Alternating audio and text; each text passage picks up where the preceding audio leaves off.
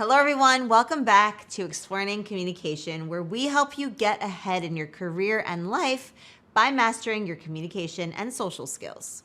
Today, we're diving into a gem of a concept called the 5-3-1 rule. And trust me, this is a game changer for maintaining your social health and sanity. Now, you might be thinking, social health? What's that? Well, think of it as the well-being of your relationships and connections with others.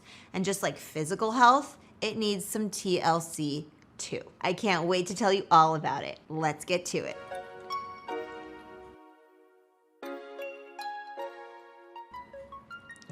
So, what's the 5-3-1 rule? No, it's not some new diet or workout plan.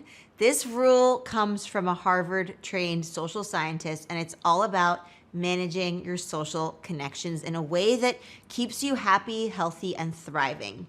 It's a simple yet powerful framework for nurturing our social lives, basically a guideline for how to allocate your social energy. And this goes for extroverts, introverts, and ambiverts. So let's break it down. The 5 stands for 5 social interactions a day.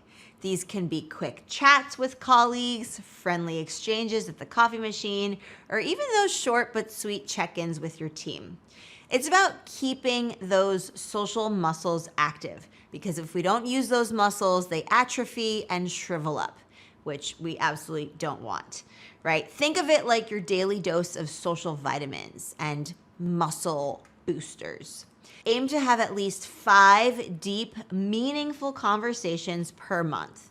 These aren't just your everyday chats about the weather or sports or some other small surface level small talk. Instead, they're those heart-to-heart talks where you truly connect with someone on a deeper level. Now, moving on to the 3. This means having 3 meaningful conversations a week. These are deeper interactions, not just small talk. It could be something like a catch-up call with an old friend that you haven't spoken to in a while, or a heart-to-heart with a colleague, or a thoughtful discussion with your mentor. These conversations help you build stronger, more supportive relationships. Plan to attend at least 3 social gatherings per month. These could be anything from a casual dinner with friends to a networking event or even a concert. The goal is to get out there and mingle. And finally, we have the 1. This stands for 1 social event a week. Yes, 1. It could be a team lunch, a networking event, a conference, or even a virtual happy hour. The goal is to get out there and engage with people in a social setting, and virtual social settings count too. This helps you stay connected to a larger community. Do 1 act of service for someone else each month. This could be volunteering your time, offering a helping hand to a friend in need, mentoring somebody, or even just sending a thoughtful note. Giving back feels good, and it's really great for your social health too. Why is all this important? Well, maintaining good social health is crucial for your overall well-being.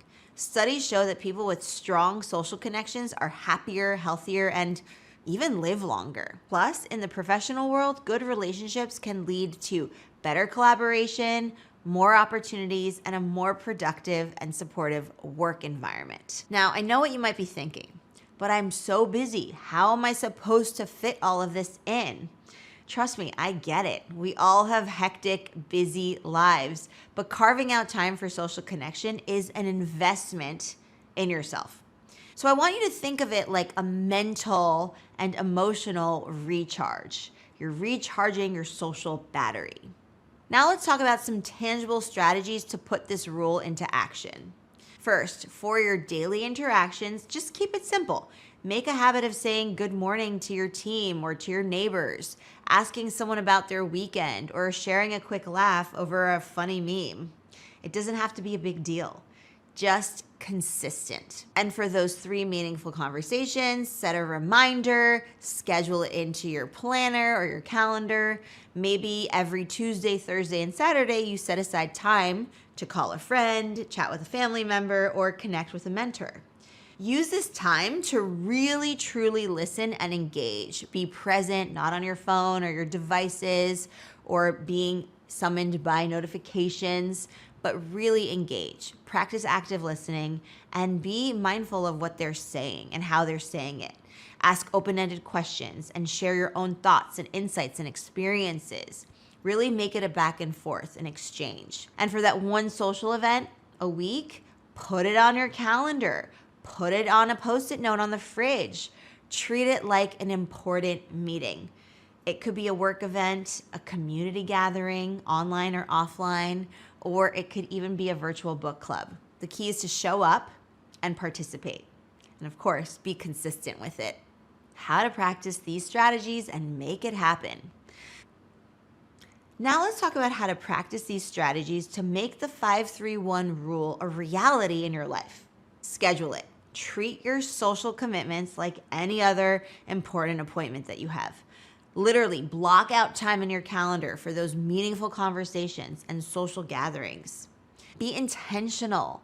When you're with someone, be present, be mindful. Put away your phone, listen actively, and engage fully in the conversation. Get creative. Think outside the box when it comes to social gatherings. Maybe you host a potluck. Maybe you start a book club, or maybe you join a local sports league. Say yes. Don't be afraid to say yes to invitations, even if you're feeling a little bit introverted or shy at that time. You might be surprised at how much fun you have and how many cool people you meet at that event. Why is social health important? Now you might be wondering, well, why is this social stuff so important anyway? Well, research shows that strong social connections are linked to a whole host of benefits, including improved mental health. People with strong social ties are less likely to experience depression and anxiety, reduced stress. Having a supportive network, and it doesn't have to be a big network, it can be a small network, can help you cope with life's challenges. Boosted immune system. Social connection has even been shown to strengthen your immune response. Increased longevity. Studies have found that people with strong social relationships tend to live longer, healthier lives. Blue zone, anyone? So there you have it, my friends. The 5-3-1 rule is a simple yet powerful tool for nurturing your social health. This rule isn't about adding more to your plate, but rather about being intentional with your social interactions. It's kind of like watering your plants. A little attention each day keeps them green and vibrant and growing. So give the 5-3-1 rule a try and see how it transforms your social health. And as I've shown you in this lesson, the 5-3-1 rule is a super simple yet very powerful tool for nurturing your social health and overall well-being. And I would be remiss if I didn't mention that if you're looking to enhance your communication skills, find a network, find your tribe, and boost your social fluency, then you must check out Explearning Academy. It's a professional development platform where you get targeted practice in small group coaching sessions, receive personalized feedback on your communication and your interactions, and access a wealth of resources to help you thrive in both your personal and professional life. So if you're interested, head on over to academy.explearning.co to learn more about what we have on offer.